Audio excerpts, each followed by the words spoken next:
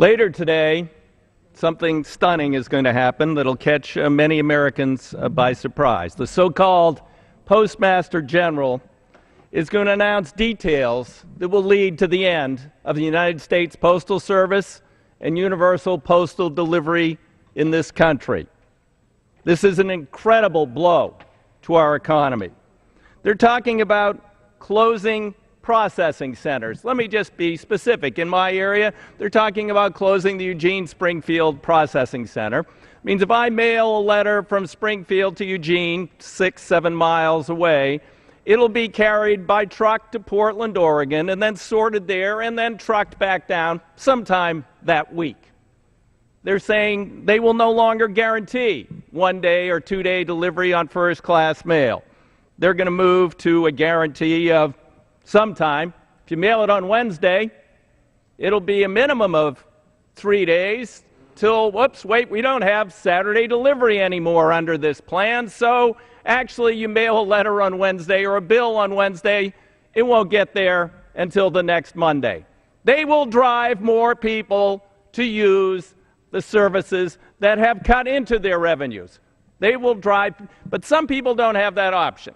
And some things are essential to commerce in this country. There are many, many businesses that will be affected by these delays, in addition to the delays of prescription drugs or Netflix mailing DVDs or, or people buying things on eBay, Amazon.com. These things will flood over to UPS and to FedEx and further undermine their revenues. This guy, this so-called Postmaster General, who should be fired because of a lack of any imagination or initiative, is proposing the death knell for the great United States Postal Service. 100,000 people laid off. Oh, that's just what we need in America today. Let's lay off 100,000 people. Great idea. And then he's going to close local post offices. Let's talk about Little Tiller, Oregon, in my district. 16 miles on a windy road, subject to heavy rain, subject to black ice and snow in the wintertime, to the next town. Generally elderly population and generally not very affluent. These sorts of closures, which will save minuscule amounts of money for the post office, are going to be death knell blows to small rural communities across America. Now, weekly periodicals.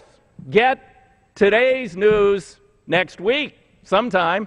Yep, that's right. 7 to 9 days for your weekly periodicals. That's going to do a great thing for the remaining periodical industry. That's really, really special.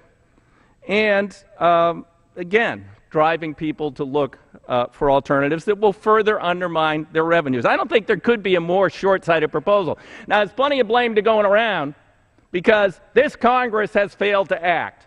The Postal Service overpaid $7 billion into a federal retirement account, but the Republicans are refusing to give the money back to the post office. They'd rather lay off 100,000 people. They think somehow the private sector will take this over. Tell me who in the private sector is going to deliver a letter for 45 cents to a small rural community 40 miles from the nearest or 100 miles from the nearest sorting facility.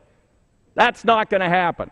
These people will be deprived of any meaningful service. There are other critical reforms that could be undertaken short of dismantling, killing the United States Postal Service. If these proposals go forward and this Congress continues to fail to act and this guy gets to continue to put in place his dyspeptic vision of a future for the Postal Service, and the White House continues to be totally silent, absent from this debate as they are so many, we will no longer have a United States Postal Service in this country. That would be an incredible blow to our economy, to our future, and to the prestige of the United States of America. I guess we'll become the first developed nation on earth without a postal service, just like we're the only developed industrial nation on earth without universal health care. We're the best.